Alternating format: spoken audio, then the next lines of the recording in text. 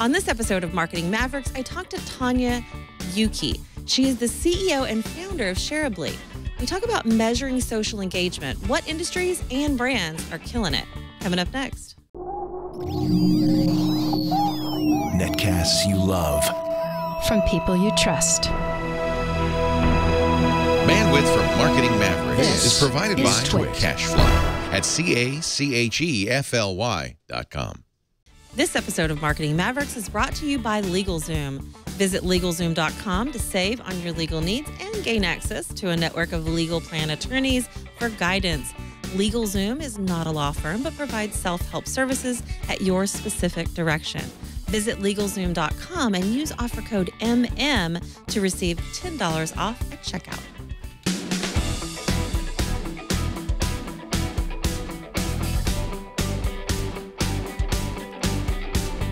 This is Marketing Mavericks, episode 39, recorded Thursday, January 22nd, 2015. The economy of social. Welcome to Marketing Mavericks, where we talk about everything at the intersection of marketing and technology. I'm Tonya Hall, your host, and we've got Anthony Nielsen at the Control Center. Hello, Anthony. Hi, how you doing? You were off for a couple days. I asked you before if you went skiing, but you said there wasn't enough snow, right? No. Went hiking. It was pretty good. Had a good time. Yeah. Are you a skier or a snowboarder?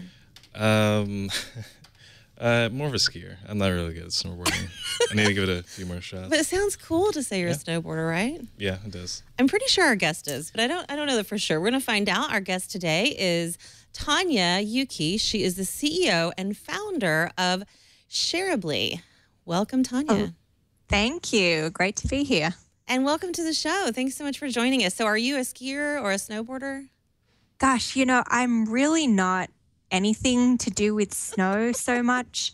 I can ski, I can snowboard. Because I can surf, I figured snowboarding would be better, but it turns out that snow is a whole bunch different to water when it's in the middle of summer. So if for my money, you'll always find me at the beach and off of the ski slopes. Well, I like it. I do like to be on the slopes. I'm not a very good skier, and I have 2 snowboards, but yeah, I haven't gotten a lot of traction since I've been here. And I have to say, I have a friend that probably coined it quite nicely.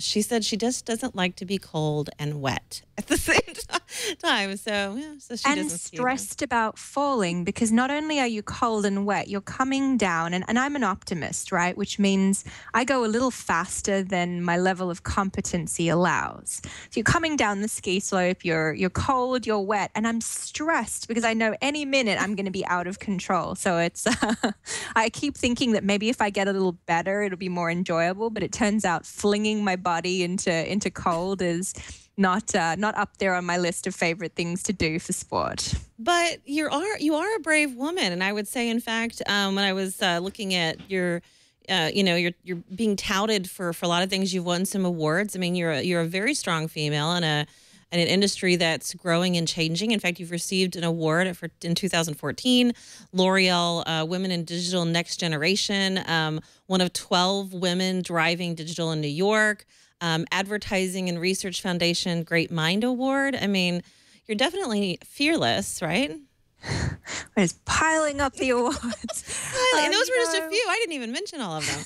So we're really fortunate. I'm working in a very exciting space, and it's at a time that I believe rewards innovation, and it rewards people and companies that are willing to push boundaries a little more. So we've been very proud to get a little bit of recognition here and there, but really you've always just got to be focusing on making the product better and continuing to push your perception of where stuff is, Well, let's back up and talk about so you're the founder of a company that's right in the thick of social media and how businesses and brands and the things that they need to learn about social media. What is Shareably? Gosh, great question. So Shareably is a company that measures all of the world's interactions with global brands. And if you think about it, every brand is posting to Facebook or Instagram or Twitter or YouTube, and we're at the epicenter of collecting all of what happens out there in social and reporting back competitive benchmarks, industry averages for everyone so they can understand what good looks like. Are they winning? Are they losing? And how to really improve. I'm a big believer that data can really help embolden the creative process. So we throw a bunch of technology at analyzing what's really driving effectiveness in social. And it's been a pretty amazing ride so far. And that's probably one of the most critical components, is really understanding all of the energy that you're putting into basically a form of reaching customers that changes constantly. And without knowing how you're doing it, and what you're doing is working, you're just sometimes you're spinning your meals. I want to talk about that in a bit. I want to talk about, what's actually working for business, what the data and analytics that you find tells them, and break it out all down by what industries are doing well and why. But I want to back up a little bit because, we're talking about this really interesting company that I want to get drilled down on more. But what made you decide to launch? I mean, you've got a background in technology. How many years were you in the tech and analytics industry, per se, before you decided to launch Shareably? Just over 7 years. And a couple of those years I'd spent building a measurement product, measuring online video at the time when online video was very new. But social was just such a fascinating black box that it was kind of too tempting to go and figure it out. So why Shareably? I mean, what made you finally just say, I'm going to, first off, starting your own company is a little scary. I think for a lot of people, I would say almost anyone, but you have to have a lot of passion, a lot of drive, and there's some trigger point from what I found out for most people that, this is it. This is when I knew I needed to start my own business. And in this space, there's a lot of competition for different types of things. So why Shareably? I knew through the experience of working at a couple of different companies, I really wanted to build a product from scratch. There's something amazing when you build a product inside an existing company because there's infrastructure, but you always go, well, gosh, if I was doing this from the beginning, how might I do this differently? So I knew that was something which was a goal for me. And I didn't know quite what until I started really looking at social media and social data. And the point that I want to pick up on that you mentioned just a moment ago, which is it's intensely hard to know what's working. And most brands and publishers have just not historically had to deal with the kind of volume of content that they're dealing with right now, that many are really in reaction mode of just posting and tweeting and this. So there seemed like a great opportunity to add big data to that problem and start to unpack it and start to shed some light on what people needed to focus on, at a time when there's maybe 300 things to focus on. What are the 3 things? So, okay, big data is a term that people throw around a lot, and we think that, right? I mean, it's kind of industry slang, if you will. It's big data. Big data is a big deal. But the data is important. And I don't know that brands, what percent of brands or advertisers really have accurate data on how they're marketing using social media and social platforms? So I'm a researcher, so I surveyed for that recently, or actually probably about 8 months ago. And we asked 650 marketers who were attending a presentation 3 questions. The first question was, answer yes if you're psyched about social, you're going to increase your spend by a certain number of percentage. Everyone said yes. The second question was, answer yes if you know what to measure in social. And at that point, 11% of the people said that they did. And of that 11%, only 3% knew where they stacked up compared with their competitors. So it's a very, very staggeringly small group who actually had that view, a lot smaller than I would have even anticipated. Were they from any specific industry, or were they scattered? I mean, was there any sort of rationale behind the people that were paying attention, that knew? It was across all industries. It was publishing, media, financial services, CPG, everything. I really dug into that because it did surprise me. But I think as a consumer, Facebook and all of these different social networks are not new to us because we've been interacting with friends and family for years, it seems. But when it comes to being taken seriously as a marketing channel, it is actually relatively new. And I think we're only really coming around to that point as an industry where maybe some of the glitz and glamour has rubbed off, and now people are really wanting to get accountable and really wanting to get concrete numbers around it. So I see it as the evolution of where the industry is going.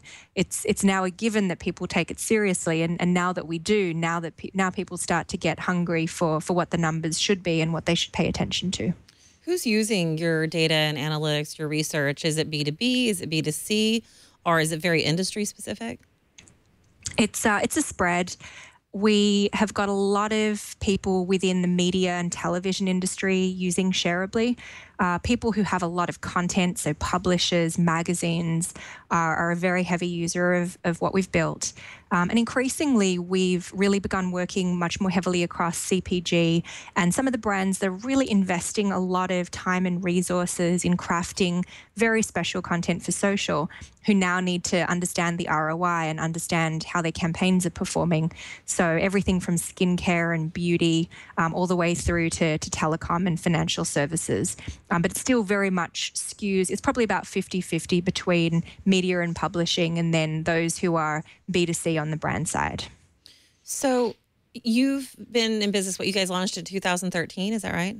February 2013 was when we officially went to market. It's almost We're your birthday. almost It's 2 almost your years old. anniversary. Yeah. I know. I'm planning a cake. Any opportunity to have cake. Cake. It's funny because, you know, my first thought was, wow, you're such a young company, but this industry changes so much so fast. And I would expect, being a female entrepreneur, a founder in this business, it could have been a challenge. Was it a challenge being female, or do you find that your peers looked beyond gender? You mean in terms of like launching, getting the company maybe funded getting or launching? funding, right? Yeah, I've been asked that a lot, and I've thought about it a lot. So I have two answers, one slightly tongue-in-cheek. The first being that I don't know how hard or easy it is as a guy to do this. I've never done this as a guy, so I can only go off of my own experience. But I think it can be something that comes up. I've certainly heard from other women entrepreneurs that they feel like they've had to work harder, or things are a little different. It always comes down to the company that you want to build and your credibility and your conviction and the preparation you've done. And is this going to be a great company that investors and that your team are going to want to get involved in? And I think Shareably was launched at a really great time in social, where we're not in market trying to convince people to take social seriously. We're here to help any brand and any publisher who has made that leap and who now want help in unpacking what they've achieved and how they're stacking up competitively. So the market's already very established. It's really big. It's growing. And we entered at a time when everyone was starting to really look around and want the kinds of metrics that we had. So for that reason, I think our initial start was easier than at least I've heard with some other companies. And, you know, I think whether you're a man or a woman, you have to know your numbers, you have to be prepared. So far so good. But, it's that was definitely my experience. And I want to talk about the different industries and how your findings aren't, and I have to say, you're completely right. I think we all jumped into this space of trying to connect with customers, following customers around, if you will, with our product or service, trying to like get in front of them. And we didn't really know much about, what we should do in the beginning. And a lot of it's been trial and error. And I think there are brands or even agencies that potentially think that they're doing a good job, but they don't really have quite the data and analytics that you do. And your findings are quite interesting, because there are businesses that you would think might be doing well that aren't at certain times, and you break it out. In fact, I think it's important to point out that you don't follow these people. You follow the brands, right? I mean, how is it that you're getting your data, I guess would be the question. Sure. So we collect data directly from each of the individual social networks. So Facebook, Instagram, YouTube, all have the ability via their APIs to sort of shed light on posts which have been posted by brands. So we collect directly from those social networks. And we've over time built a huge proprietary dictionary of all of the social profiles of every brand and every major holding company and every TV show and magazine. And so every single day we update all of those properties numbers in our system so that at any time you can log in and see how any brand in the world is performing on social. And what industries are doing well, engaging and getting customers to, I think the holy grail, I think as your head of marketing called it, the holy grail of social media is getting people to share your content, right? Getting people to share your pictures or your videos. And no one really has the perfect formula on how to do that. What industries are doing best in that category? So with respect to sharing, definitely the content providers are having a wonderful, wonderful time. It's a terrific time to be a content creator. So many of the magazines, Huffington Post, BuzzFeed, People magazine, lots of guys who are in the content business have gotten huge returns on social and are growing triple-digit percentages year over year across the board. That's driving, obviously, also television shows driving a huge amount of sharing as well. So that's what's cornering the market overall. But you see emerge towards the end of last year a big rise in sharing in certain beauty brands and fashion brands. Many luxury automotives do very well. And it's really the brands that are investing time in thinking about what is going to make the sharer look good or look funny or look informed, and actually putting that care to create relevant, powerful content who are really seeing those kinds of returns in sharing. Now, having said that, I think that any social action is a miracle. And I say this publicly quite a bit because if you think about it, when I log into Facebook, I'm in Facebook to see what my brother's kids are doing in Australia or to catch up on news with respect to friends or some other things. And the fact that in the middle of that experience, and it's quite a private experience, I stop what I'm doing and I am so enthralled by this amazing piece of content about dish soap or about anything else that I actually stop that and take an action or share it or comment on it. I mean, that in itself is a miraculous thing. And every time a brand achieves that, it's really worth measuring and worth paying attention to. But in this day and age, as content continues to proliferate across social, even getting the impressions and getting the reach across social channels and getting that exposure while someone is in that state of consuming really great content to do with their own networks, that's also a very powerful thing that we don't want to overlook. So how are you getting the data from the different platforms? Do you have a relationship with them, or is it all built within your own software? And what's that relationship between platform and your product look like? Yeah, absolutely. So it varies by platform, but our development team works very closely with many of the individual social networks.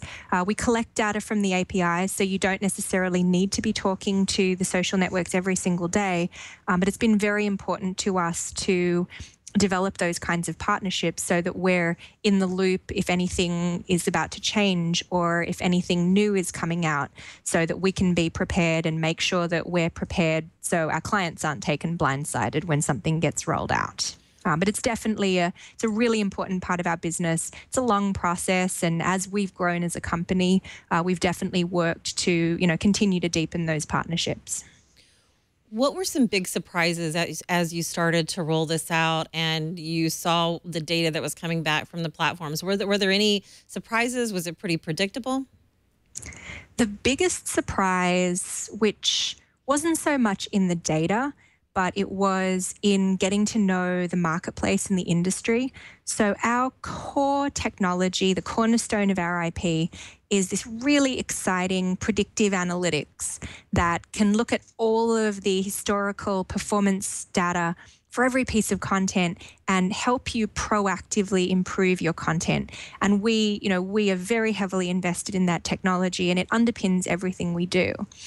And we sort of threw in the competitive benchmarking because in order for us to do the predictive tech well, we had to measure a total census of the whole world. So we kind of threw that into the product. And it really turned out that that was, at least to begin with, probably the single biggest feature that our prospects and then our customers really wanted from us was that ability to benchmark in an ongoing way. And then the predictive analytics was gravy on top of that, as opposed to being the main event. So that was a huge surprise at getting to know where the industry was and what our customers needed. But in terms of the data itself, I have been floored by the speed at which new platforms gain traction. We began investigating Instagram just, late, I want to say it was sometime around mid to late 2013. And as we rolled that out, there were categories in which we suddenly saw Instagram overtake Facebook in terms of an audience engagement standpoint. And it felt like it was overnight.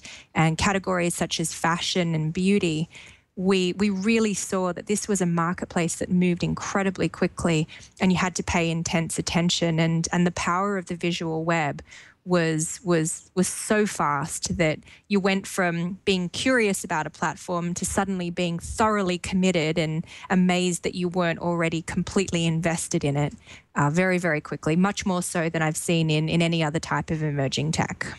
So as it were with, I guess, the battle of the platforms fighting for users and fighting to keep people and to acquire new users, who's winning in the space of brands and advertising? So it really varies by platform. When it comes to publishers, so anyone with an online pub or a magazine or a newspaper or anything like that, it is still predominantly a Facebook play. There are huge amounts of traffic being driven. Twitter is also very, very significant there because we really want to get those impressions going where you're reaching a whole lot of people and they're clicking back to the website. So some of those more traditional platforms reign supreme there. But when it comes to retail, when it comes to beauty, anything with beautiful images or anything in the luxury vertical, Instagram has really emerged incredibly dominant. And just to give you a sense of just how dominant, since the start, in all of 2014, there was just north of 40 billion actions taken in America by a person with a brand. And something like 15 billion of those happened within Instagram. So really not that long ago, Instagram was maybe about 10% of share of that. And they've really gotten a very serious seat at the table almost overnight. So are those sharing activities actually leading to a purchase or a tune-in or whatever it is that person's trying to drive, whether it's, check out our show on HBO, or is it, or, buy these diapers from, Pampers or whatever. Are those ads actually, is the sharing actually leading to transactions? So intuitively, yes. There's definitive proof that impressions and exposures are being tied to purchase. And there's some great studies done by Facebook and Datalogix and some other things out there. I think that to the extent that sharing encourages that greater reach, and to the extent that if I receive an offer or I receive a message from you and you're my friend and I trust you, that the likelihood that I'm going to click and take some sort of action is higher. It intuitively makes sense. I think it's a really great time in our industry to actually start testing some of these things out.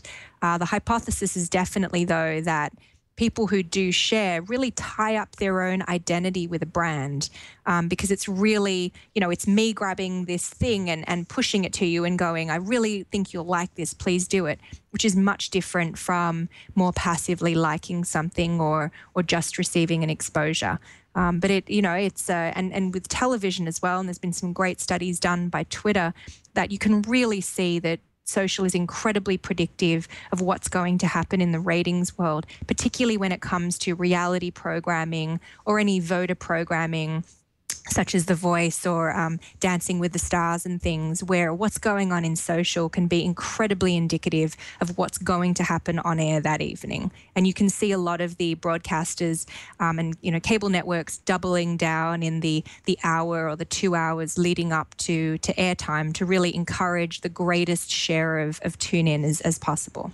Let's talk about reality for a second. You mentioned Dancing with the Stars, which that's not one of the shows I watch, although I know a lot of people love that. And there's other types of shows. What makes people actually go from social to tuning into some of those shows? A lot of the time, it's just the reminder. There's often a case of, you're going about your business. We definitely, as a society, are much less likely to be driven by a schedule, particularly in our downtime. And what we've seen, at least, is that, with local TV news or with reality programming, sometimes just getting that reminder and seeing that swell of activity happen in social. And if you are able to tune in because you're at home or you're near a device, it just gives you that cue to do it. And sometimes that cue can even happen over your lunch break, and it just reminds you, okay, this thing is going on.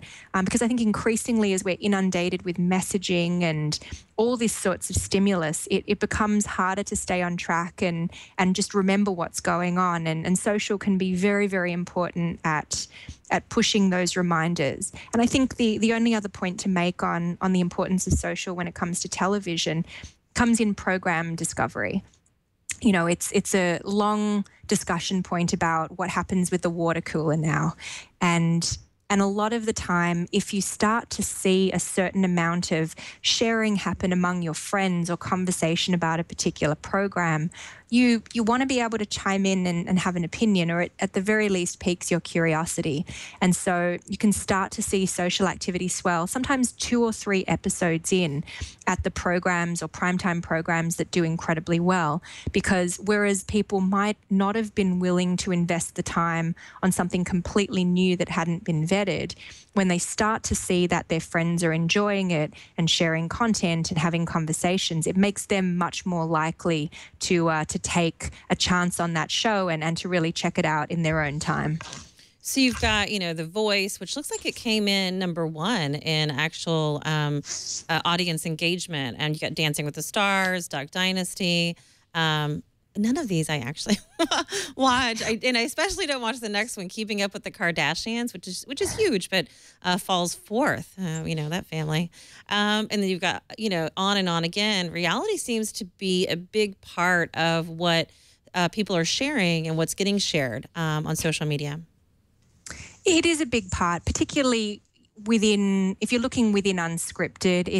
It bolsters a lot of conversation. Anything that has voting, of course, sometimes it even has social voting. So of course, in that instance, you'll see that the social engagement is going to go up because that's sort of the way that happens. But, over and above everything, The Ellen Show did a huge 2014.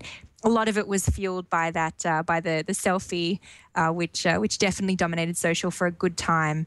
But you see, many other programs, The Walking Dead, which we know for a while has been incredibly social. Scripted still definitely has a huge place, but reality is a place where if you can encourage social sharing or any sort of social activity in the program itself, you'll often see that really pay off. And that's really interesting too, because we always think of what social can do for TV, and I think some of the best programs are starting to also connect that feedback loop where they're combining what's going on air with social so that it becomes this virtuous cycle. I want to talk about the content originator, and I also want to talk about, like you said, television and kind of where these are coming from and why people like them so much. But before I do, I want to talk about our sponsor of Marketing Mavericks. This episode of Marketing Mavericks is brought to you by LegalZoom. What's your New Year's resolution? If you're like me, it's getting your life organized. And I've so been trying to do that, especially this week. But where do you begin, right? I mean, a great place to start is protecting your family, and a great way to take control of your family's future is making a will or living trust. That's where LegalZoom can help. There's no easier way to make sure that your family is legally taken care of. Getting your life organized also means taking control of your financial affairs. So if you're thinking of starting a business or you have one already, LegalZoom can help you form your business and provide the support you need to run it successfully. For more than 10 years, LegalZoom has helped millions of people get the personalized attention they need. And if you'd like more help, they can connect you with an independent attorney in more states, but they're not a law firm. Don't let another year pass you by before getting life organized. For legal help you can count on, your family or small business, go to LegalZoom.com, offer code MM to receive $10 off at checkout. Protect your family and protect your future at LegalZoom.com. We thank LegalZoom for their support of Marketing Mavericks. Get organized, get protected. It's a great idea. And I would say any small business really needs a lot of help. I think when you have an idea or a passion like you do, Tanya, you have to surround yourself with the right resources and the right people. From the standpoint of hiring, how many people do you have working for you now at Sharably? We just crossed 50 people. Congrats. That's a huge milestone, right? It's a lot of people. It is, yeah, and I'm not going to lie. Our space is designed for probably 35. So our build out is almost done with our new office. Everybody is very excited and very, very close.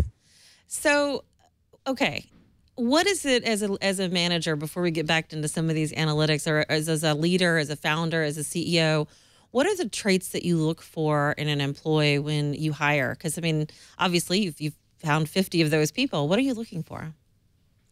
You're going to laugh. So I actually have a spreadsheet of 5 things which I actually mapped out.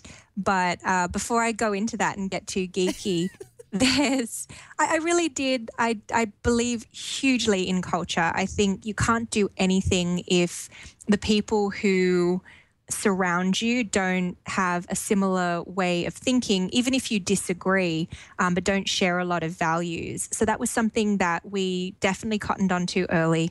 And when we were about 10 people in, and we'd made some hiring mistakes and we'd made some amazing hires, we actually sat down as a team and just went, what do we stand for? What do we all believe? How would we describe our culture? How would we describe ourselves? And everything from creativity, which you wouldn't necessarily think about when you're in data, or at least if you weren't in data, you might not think about it for data, but it can be intensely creative. And just a couple of other things that distinguish someone who was going to succeed in this group of people. And then you really, you pretty ruthlessly screen for it, and you do your best because for firstly, you're a really tight-knit team. You want to get things right. But also, even if someone is incredibly brilliant and really, really accomplished, if they don't sit with you and feel good about being in your company, they're not going to do great work and they're not going to have fun, and it's not going to work out. So the hardest thing of all is saying no to terrific people who are very talented.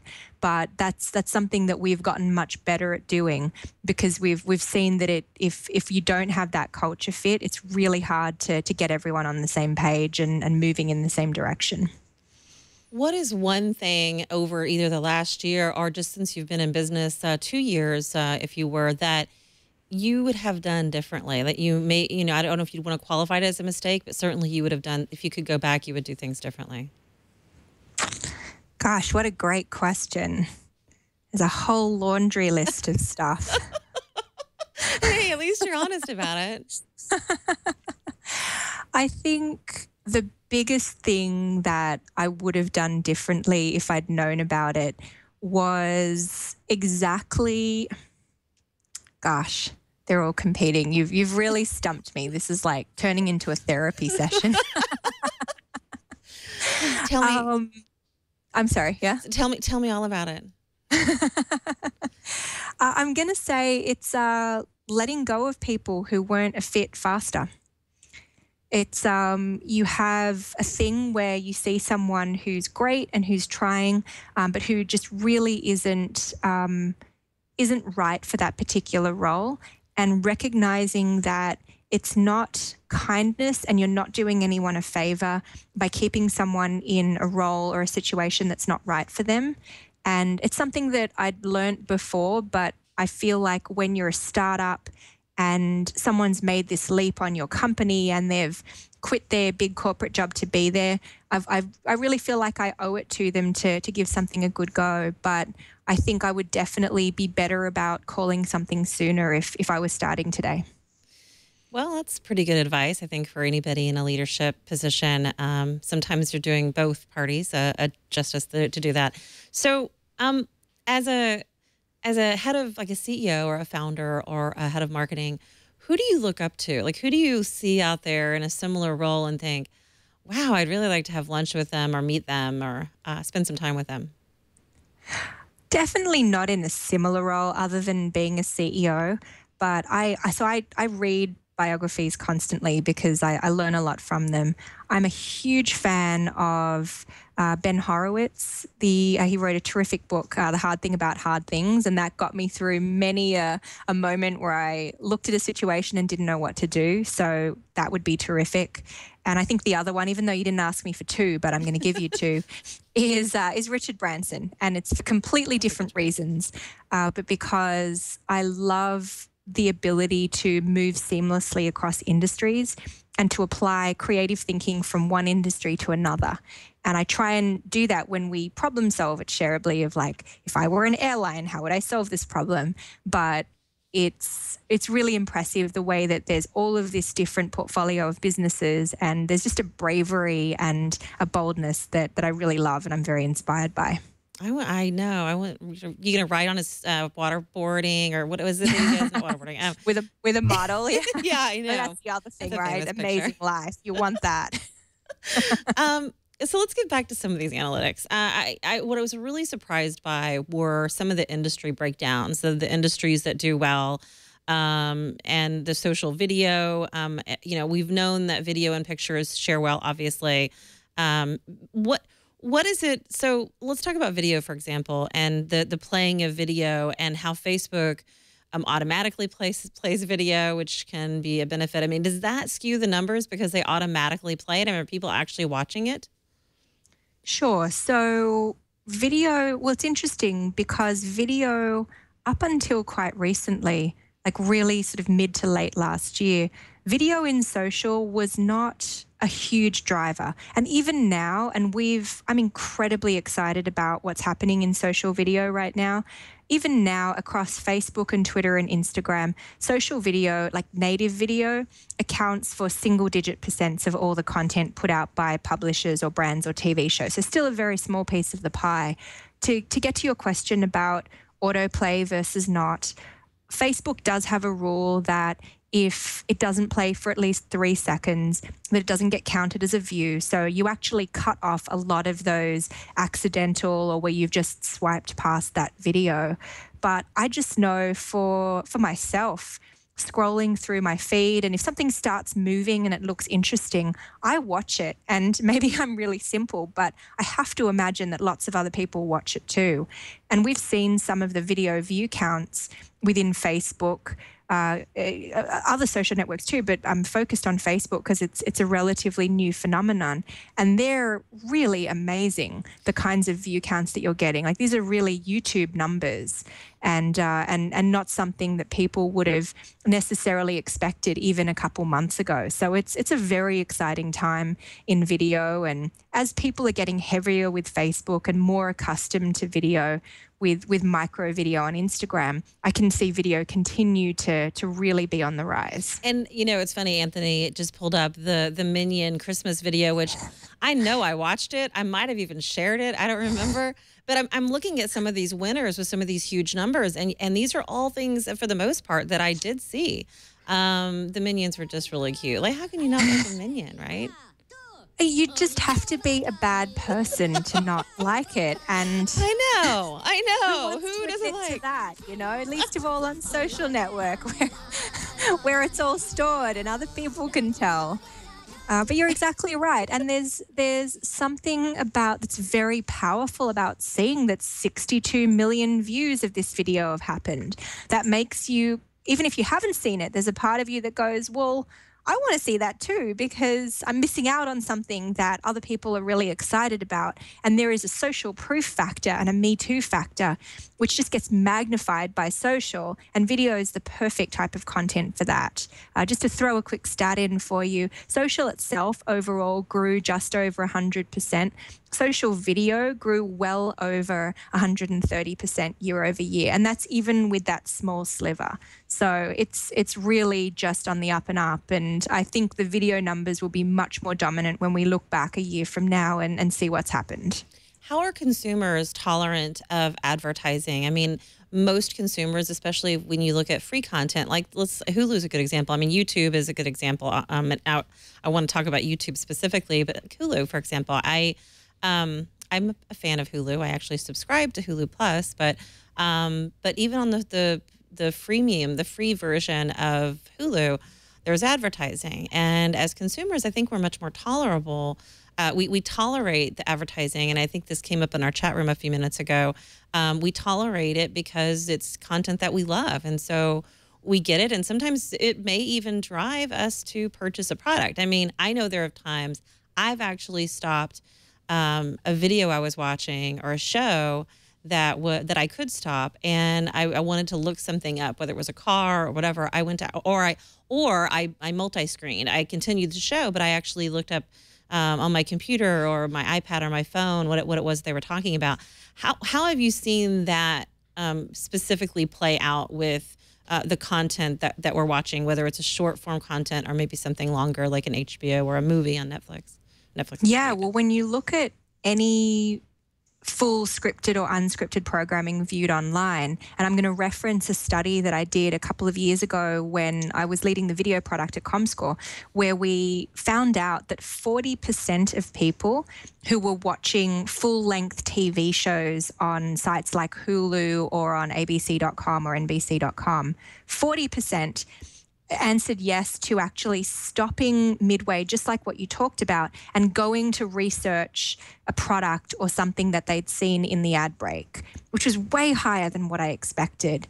And I think there can be this perception that we don't pay attention and that we sort of tolerate ads as this necessary evil, but we're also incredibly influenced by ads. If we weren't, this economy around marketing wouldn't exist. And as much as you know, I study ad effectiveness, I've produced ad effectiveness reports. Ads are still really effective on me, and they are with everything else too. And particularly when you extrapolate that into social, where with Facebook, you really are in this lean-in experience, you're interacting. And of course, something which is messaged to you or which you notice in that very lean-in, very intimate environment is going to have an impact on you, even if you don't immediately clock it in that moment.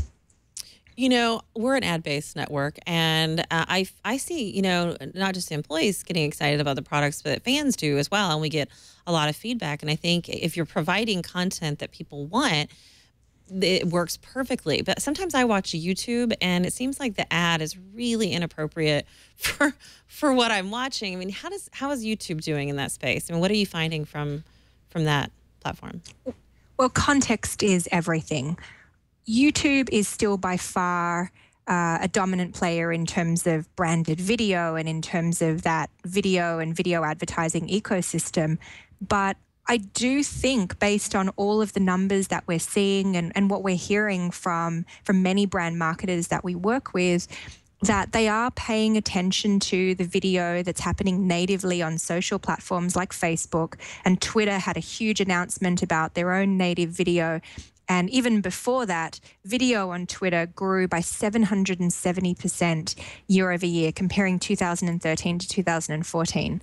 So I don't know that YouTube needs to be packing it in or worried right now, but there really is a big swell towards bringing the viewing experience to where people are already spending their time, and that is with many of the social networks. And don't get me wrong, there are millions and millions of people who are diehard YouTube enthusiasts, but many of those who go to YouTube to find video, if they get pushed that at other social networks, it does make you wonder whether that's going to have any impact over time with how viewing happens on the YouTube platform. Okay. This is a really important question. Why? Pay That was a attention nice now. setup. Pay attention. Sit up. Why? Are the Kardashians so successful? And why did they make the top of this list? I don't understand. How is this true? So I give actionable analytics. I can tell you what won. I can tell you why it did, about the elements of the post. But I tell you what, there's a whole level of wisdom on top of that, which can unpack the question you just asked. That is beyond me. I gotta say, I'm just telling you what happened and what to do. But I don't get it. I really don't. I don't understand. I mean, anyway, it is what it is. It is. But I saw that they made the list. I'm like, how are they so popular? But they are. There's even the video game. A lot of people. Do you play that? Do you have that app? Oh yeah. No, I mean. Yeah. I mean, no. don't you? Wait, Asking what? for a friend. I can't. You weren't coming. I just said yes. I didn't hear that. What is your guilty reality pleasure? You know you have one. Here's the thing. I don't have a guilty reality pleasure, but no, I have something just as bad, which is if you show me one episode of anything scripted, and it can be anything, I have to watch the entire series. I have to watch the entire thing. I'm hooked. It doesn't matter about the quality. It doesn't matter if it's targeted at tweens. If you show me one episode and I watch it from beginning to end, I'm hooked.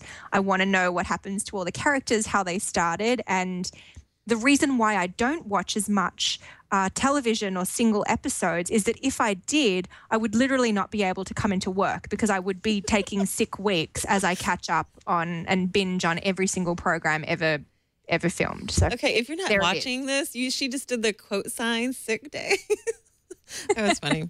Yeah, I'm the same way. Binge watching. There's nothing but binge watching, right? I mean, that's the best way. I can't help it. It's just I try not to feed the beast. What is your local? What is your latest? What did you fall victim to most recently? Well, it only started, so there's not many things to catch up on. But I'm a big Marvel fan, so I've recently been onto the Agent Carter series. That's been my latest this year. But I do Gotham. If it has a script and if it's been filmed, I'm there. There you go. You provided me with a lot of data and a lot of numbers, and you broke it out by retail and television and media, news and publishing. You said earlier in the show that media is doing well in general. So content providers, I think, was the term that you used. Why are content providers doing so well over every other type of industry? It comes down to whether you're on social, whether you're on whatever channel or screen, great content wins. And as much as there have been some fantastic pieces of content generated by many brands who have invested in creative and great series, when it comes down to it, the content guys have been making content for a really long time, and their journey on social is a much shorter one because they need to understand how to frame that content and how to distribute it and how to syndicate it, if you will, across social networks. Their question is not how to craft content. Whereas if you're from the brand side, it's more about going, I have this wonderful brand that makes a wonderful product. How can I now craft a story world around it that is going to give me enough to talk about and enough to keep people hooked so that I can be releasing 5 pieces of content a week or 5 pieces of content a day? It's a very new skill. And many brands we're seeing now are really beginning to rely on publishers and media companies to start to partner and co-brand content so that they're not having to build their own newsrooms and hire their entire creative staff and script writers and film crews. And they're really leveraging what's already going on within television or magazines and others. But great content's hard. It's really hard to get it right. And I think people are really learning that. Are users moving away from, a couple of years ago, I've heard you say that they were not, moving away from traditional watching content on television. I have been a cord cutter for a long time, so I've only watched content on the internet. and partly I just don't really have time for a lot. And when I'm like you, I do get sucked in, and I'm not even going to tell you what kind of stuff I get sucked into. That's Sometimes not fair. it's a little I embarrassing. told you mine. That's not fair. No, do I have to say? Yeah, I think we opened that bag. I think we're walking down that path together. You know what? I'm going to own it. I watched The Bachelor. Yes. Hides her head in shame. Amazing. Embarrassing. But you know, Amazing. my mom and I can talk about. See, that wasn't hard. That's Now not we're in this together. Now it's not just me here. This is good. It's a shame. It's but somebody's tracking it somewhere. Somebody like you, Right? Millions. You already know that. You are in great company. You and all of the world. So if you should be ashamed, then so should we all. But I talk about it a lot because I tell you what, and that's one show for me that really has engaged fans. They invite them to the show. They have I've interviewed contestants on The Bachelor, not just because they're just cute guys that that never got picked or whatever, because I did do that. I've done that a lot over the years, but just how even as a regular person getting kind of sucked into that vortex of a reality show in the social media, how that changed their personal brand. And so that's a whole nother show we should talk about. But again, reality really does push. And now what's it doing? Is it pushing us to watch real time on television? Or have we finally migrated, or will we ever completely migrate to only watching content on the internet like me? I believe that I believe strongly in video anywhere and in the ability to access content whenever you want. And that's a big narrative theme. And I do it, and I've got all these cords and all these boxes, and I subscribe to everything. But until discoverability and curation gets to a certain level, and until we figure out all of the different rights issues of what that means, I see that the way that the models work right now are going to persist. And I do think a lot about this because there's a lot of cable networks which, if you think about, there's a big conversation point around unbundling. And if we do get to unbundling, there's a lot of cable networks which people might watch, but which might not actually want to pay for in an a la carte fashion. So I think a lot of that content could potentially go away, and we might end up with less content in the traditional sense, but more from all of the unwired networks and the multi-channel networks online. And I think it's still a little bit harder to be a cord cutter. It's a little bit harder to access content other than on your television. It's a little bit easier to lie back, flip your remote, and wait and watch life happen. And I think while that statement is true, we'll still have a very large portion of the population consuming content that way. You've got a lot of data and a lot of analytics around things. One key area that I want to make sure we talk about, and I think because it relates to our audience too, is just around electronics in general. And I remember in 2000 maybe 6, I suggested that Best Buy get better at engaging their audience and driving to retail, which is another category that you talk about. How are those two either collectively combined or separately doing as it relates to getting shareably? Sure. So technology grew. It was outpaced by the average category. So whereas all of social grew 108%, technology grew 71% year over year. So it grew but didn't keep pace with what we'd see in many other verticals. The one point that I noticed, which was really important in the data, is that a lot of that was driven by brands pulling back. So there was a lot of conversation last year about whether people are going to continue with organic reach on Facebook and what to do. And there was a lot of uncertainty, which caused many big brands to start to pull back and be a little less bullish. So if you think about it, just to go back to that stat, they grew 71%, but they only grew their posts by 7%. So they actually significantly outperformed relative to the effort that was expended in tech. GoPro was a big winner. Beats by Dre did great, and Intel was also a big winner with respect to social across all platforms. But I'd love to see some of these brands get back in the game and really commit to communicating socially, because even when there's a moment when things are uncertain, people are still there, consumers are still there, and therefore these big tech brands really do need to be there. And the other category that you talked about was retail, and we did a lot of coverage around Black Friday, and we've seen many of the big box retailers do exactly the same thing that we saw in tech. There was this shift in thinking where people said, we really need to get ROI in social. So unless a piece of content has an immediate call to action where they can just buy something, then we don't think there's going to be any value. And you saw the content shift from really relevant how-tos that might help someone in their home when you're a big box retailer to move towards these posts that were just like, here's a sale, click here, buy this, buy that.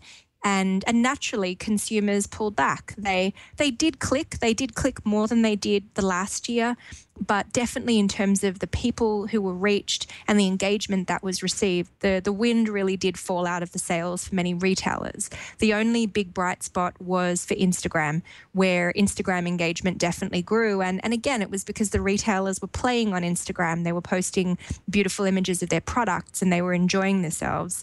And therefore, people were enjoying themselves too. So what is it that we think we can expect to happen in 2015? What should we see? What kind of trends should we see this year? The big trend for 2015 is video. We already proved out that photos were by far the most engaging piece of content, both last year and in the years before that. But video is definitely on the rise. Twitter video is going to continue to become significant and really grow engagement on that platform, and Instagram and Facebook and many of these other platforms. The other big thing which we're beginning to see some great early traction on with marketers are platforms within the ephemeral web. So things like Snapchat, messaging apps, which really take that concept of one-to-one communications at scale to a whole other level. So many brands are really beginning to experiment with some of these platforms. Obviously, it has to be right for your brand and it has to be within your demographic. But we're seeing many brands start to move to that, where they can have more of that customized one-to-one communication and really deliver on that promise of social and real targetability. What is it that a brand, even a very small brand who's trying to measure their engagement to see if what they're doing is actually working, what's the best way they can measure their performance or the social media that they're doing? So depending on what they're looking for, but if they're a small brand, let's just for argument's sake assume that they're not sure what they should be measuring. So the first thing I say is to keep tabs on what you're getting across all your channels, because oftentimes there can be this pressure because we've been here on this show and we've heard that Instagram's amazing, to just get on Instagram and to get on Pinterest and get on all these different platforms. So to really measure the results that you're getting for each platform relative to how much effort you're expending. That's really, really important. And in terms of the results, I start with a really simple key metric like measuring total actions, which is all of the actions which people have taken with your brand content in their newsfeed or whatever across all the channels. So that's a very, very simple but very important gut check on performance. And then depending on whether you're on social to drive brand awareness and attitudinal metrics, you might stop there. But if you're really thinking about, is this driving traffic for me? Is this something in more of a direct response sense that's giving me great results? Then you want to really measure the clicks that you're getting from your social posts back to your website and how those are doing relative to other kinds of referrals from search or any sort of organic traffic. Because the big tip here is that the posts that are going to drive a lot of traffic are frequently not the posts that drive a lot of engagement or impressions. They're often very different pieces of content. So you need both. But in order to know which is which, you have to measure it on a cadence that makes sense to you, whether it's a week or whether it's a monthly check-in. There is so much that we are not going to get to, and we took some of that time up. You made me talk about The Bachelor. I Tanya. did, yes. Darn it! You got to get one win a day. You got to get one win a day. Yeah, I cannot. I don't know why I started, but I like you, and then I can't stop watching. It's a train wreck, right? I mean, you're like, don't kiss her. Why are you kissing her? You're kissing everybody. Stop kissing. Women don't want to. I know. It's like when you watch people watch the sports and they scream out instructions and you're like, he heard that one. He definitely heard that one. Yeah. Well, I love what you guys are doing. This is a much needed thing in our industry. I think from not just the brand perspective or agency perspective, but as a consumer. I mean, we want to know, we want those businesses to get better at serving us the content that we want, and the data is going to help drive that. Tanya, you're an amazing woman, and I would love to tell our viewers and listeners on how they might be able to connect with you. How can they follow you? Absolutely. So via my my Twitter handle, Tanya Yuki, or you can feel free to email directly. It's just my first name, Tanya, at shareably.com. And we love thoughts, we love questions, and just as a company, we're 2 years in, but it feels like we're just getting started. So we really love ideas and energy and any kind of feedback from the marketplace. And that is at the @ TaniaYuki, and I'm following her. I'll be tweeting about the show. So thanks again for coming on the show, and we'll just love to have you come back.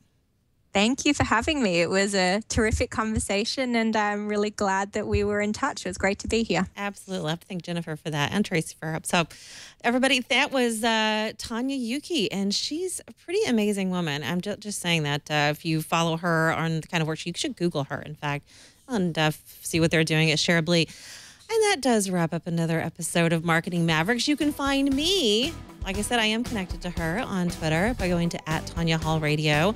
And you can also email me. I love your emails, and I have listened, and we're going to include some of those ideas in future shows by emailing at mavericks@twit.tv. I want to thank our technical director, Anthony Nelson, and all of you guys for tuning in. Until next week, have a good one.